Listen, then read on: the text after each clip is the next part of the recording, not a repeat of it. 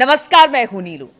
तो देखिए, अमेरिका पर फिर भी ईरान को भरोसा नहीं है। यानी कि एमओयू साइन करने के बाद भी ईरान अमेरिका पर भरोसा नहीं कर पा रहा है। और यह भरोसा इसलिए नहीं हो रहा है कि अमेरिका का जो इतिहास रहा है वो ईरान के लिए कहीं से भी अच्छा नहीं रहा है। हमेशा पीठ पर छुरा घोंपना या फिर पीछे से वार करना, इसीलिए ईरान अमेरिका पर भरोसा नहीं कर पा रहा है।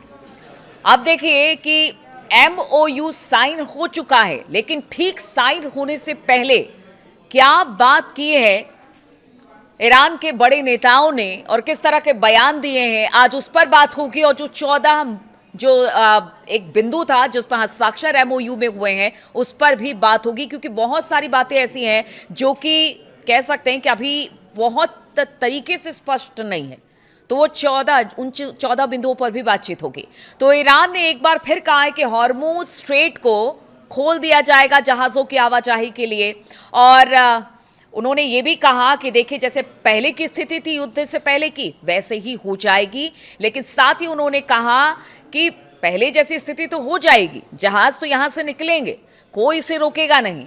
लेकिन पहले यहां से बिना टोल बिना पैसे लिए जहाज गुजरते थे, लेकिन अब ऐसा नहीं होगा। इसलिए उन्होंने कहा कि आवाजाही तो होगी, लेकिन युद्ध के पूर्व जैसी आवाजाही नहीं होगी। ईरान के मुख्य वार्ताकार मोहम्मद बाकर गालिबाफ ने कहा कि अमेरिका के साथ हुए समझौते के तहत जहाजों को केवल 60 दिनों तक फ्री गुजरने की अनुमति होगी और इसके बाद तेहरान हॉर्मुज स्ट्रेट से गुजरने वाले जहाजों से शुल्क लेगा। देखिए, जिन 14 बिंदुओं पर एमओयू हुआ है उसमें इन चीजों पर भी स्पष्टता नहीं है।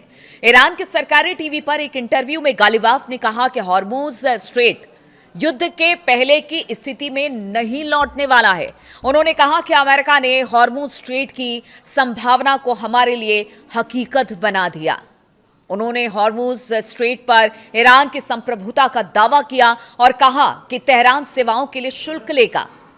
गालिबाफ का बयान अमेरिका और ईरान के नेताओं के समझौते पर हस्ताक्षर किए जाने के कुछ घंटे पहले आया। आप देखिए, किसी मुल्क से आप डील करने जा रहे हैं और वो भी ऐसी जिसपे पूरी दुनिया प्रभावित है, और उससे पहले इस तरह का ईरान का बयान आ रहा है।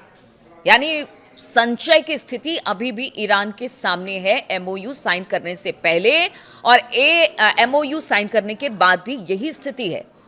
क्योंकि उसके बाद अगर किसी तरह से इस एमओयू का उल्लंघन होगा तो फिर ईरान भी तैयार है। क्या कहा है उस पर भी बातचीत करेंगे। देखिए, गालिबाफ ने कहा कि समझौते को लेकर अमेरिका पर संदेह उन्होंने जताया। ईरान की अर्ध सरकारी तस्नीम न्यूज एजेंसी की रिपोर्ट के अनुसार उन्होंने कहा कि अमेरिका को लेकर मेरा विश्वास जो है वो नहीं है। भले ही समझौता अंतिम रूप ले रहा हो, सुरक्षा परिषद के प्रस्ताव से उसे मंजूरी मिल गई हो, फिर भी उस पर बिल्कुल भी भरोसा नहीं किया जा सकता है। गालिबाफ का बयान ट्रंप के उस दावे के उलट है जिसमें उन्होंने कहा कि समझौते के बाद हॉर्मुज स्ट्रेट सभी के लिए खुल जाएगा। और इसके साथ ही ईरान जो कि नेता है, उन्होंने ये भी चेतावनी दी है कि जरूरत पड़ने पर ईरान टकराव के लिए भी तैयार होगा। उन्होंने कहा कि मेरे लिए कूटनीतिक संघर्ष और सैन्य संघर्ष के बीच ज्यादा दूरी नहीं है और हमारी उंगलियां ट्रिगर पर हमेशा रहेगी, चाहे एमओयू हो ना हो। एमओयू के बाद भी अगर इस तरह की बातें हो रही है, यानी विश्वास अभी तक दोनों मुल्क एक दूसरे पर नहीं जता पाए हैं। अमेरिका ईरान के बीच समझौते लागू हो चुके हैं और इस बीच अमेरिकी और ईरानी अधिकारियों ने बताया कि दोनों देशों के राष्ट्रपतियों ने समझौते पर हस्ताक्षर कर दिया है और यह लागू हो गया है। दोनों नेताओं ने डिजिटल रूप से इस पर हस्ताक्षर कर दिया। अब वो 14 बिंदु क्या है वो भी आपको जल्दी जल्दी बता देते हैं कि जिसको लेकर उहापोह की स्थिति अब भी बनी हुई है।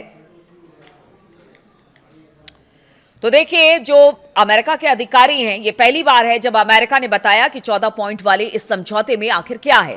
ट्रंप प्रशासन ने एक वरिष्ठ अधिकारी ने बुधवार रात को दस्तावेज पढ़ा और इसमें हॉर्मुज स्ट्रेट को फिर से खोलने, ईरान में लगी आर्थिक पाबंदियों में ढील देने और भविष्य की बातचीत के दौरान ईरान के परमाणु कार्यक्रम से जुड़े मुद्दों पर चर्चा की उम्मीदों के बारे में पूरा ब्यौरा रखा।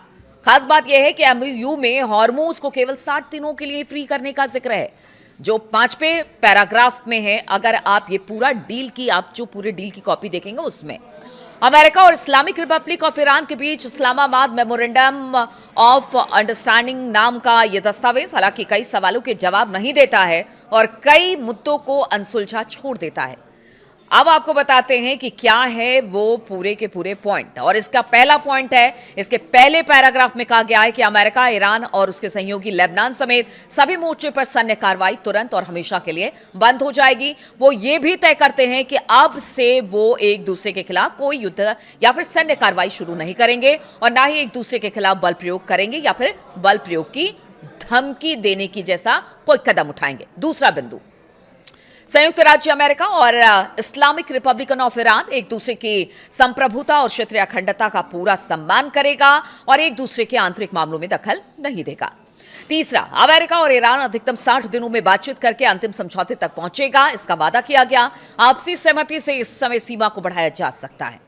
चौथा, इस एमओयू पर हस्ताक्षर होने के बाद अमेरिका ईरान के खिलाफ अपनी नौसैनिक नाकेबंदी को तुरंत हटाएगा और किसी भी रुकावट या बाधा को हटाना शुरू कर देगा और 30 दिनों के भीतर भीतर जो नौसैनिक हैं जिनकी नाकेबंदी पूरे हॉर्मुज के आसपास की गई है उसको तुरंत अमेरिका हटा लेगा और यहां से जहाजों की आवाजाही शुरू हो जाएगी। पांचवा बिंदु, ईरान अपनी पूरी कोशिश से कमर्शियल जहाजों के लिए फारस की खाड़ी में, ओमान सागर और इसके विपरीत दिशा में सुरक्षित आवाजाही की व्यवस्था करेगा। यानी यहां पर जो माइंस बिछाए गए थे उसको हटा लिया जाएगा। उसके लिए भी एक समय सीमा तय की गई है ताकि यहां पर जो कमर्शियल जहाज है उसकी आवाजाही को तुरंत शुरू कर दिया जाए बिना बाधा के।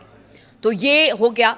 अब आगे की बातचीत की बात की जाए तो देखिए, हॉर्मुज जो स्ट्रेट है उसको भविष्य ने प्रशासन और समुद्री सेवाओं के लिए तय करेगा और इसमें फारस की खाड़ी में सटे अन्य देशों के साथ भी चर्चा की जाएगी और लोग जो ये पूरा अंतर्राष्ट्रीय कानून है उसको यहां पर लागू किया जाएगा। यानी एक तरह से कह लीजिए कि हॉर्मुज को लेकर सहमति करीब करीब बन गई है, लेकिन 60 दिनों पर और 60 दिनों के बाद क्या, इस पर अभी भी संशय की स्थिति है। छठा पॉइंट, अमेरिका अपनी क्षेत्रीय सहयोगियों के साथ मिलकर ईरान के पुनर्निर्माण और आर्थिक विकास के लिए कम से कम 300 अरब डॉलर की एक पद की और आपसी सहमति वाली योजना तैयार करने का वादा करता है। इसे लागू करने का तरीका अंतिम समझौते के हिस्से के तौर पर 60 दिनों के भीतर तय कर दिया जाएगा। सातवीं बात, अमेरिका फाइनल डील के तहत ईरान में लगे सभी तरह के प्रतिबंध हटाएगा। इसमें संयुक्त राष्ट्र सुरक्षा परिषद IAEA के बोर्ड ऑफ गवर्नर्स के प्रस्ताव और अमेरिका के सभी एक तरफा प्रतिबंध शामिल होंगे। यानी यहां पर भी बम की स्थिति में ईरान है। आठवां, ईरान ने वादा किया कि वो परमाणु हथियार नहीं खरीदेगा और ना ही बनाएगा। अमेरिका और ईरान जमा किए गए जो इनरिच्ड यूरेनियम है उसके निपटारे के लिए ऐसे तरीके पर सहमत हुए हैं जो आपसी सहमति से तय होगा। इसमें IAEA की देखरेख में साइट पर ही मटेरियल को डाउन ब्लेंड करने का तरीका अपनाया जाएगा। नौवां, फाइनल डील होने तक अमेरिका और ईरान मौजूदा स्थिति बनाए रखने पर सहमत हुए हैं। ईरान अपने परमाणु कार्यक्रम की मौजूदा स्थिति बनाए रखेगा और अमेरिका कोई नया प्रतिबंध नहीं लगाएगा और न ही क्षेत्र में अतिरिक्त सेना किसी तरह की तैनाती होगी। 10वां, अमेरिका ने वादा किया कि हस्ताक्षर होते ही प्रतिबंध हटाने तक अमेरिका वित्त विभाग ईरानी कच्चे तेल, पेट्रोलियम उत्पादों और बैंकिंग लेन देन आदि जैसी संबंधित सेवाओं के निर्यात के लिए छूट जारी करेगा। 11वां पॉइंट है, अमेरिका ईरान के फ्रीज किए गए फंड और संपत्ति को इस्तेमाल के लिए पूरी तरह से उपलब्ध कराएगा।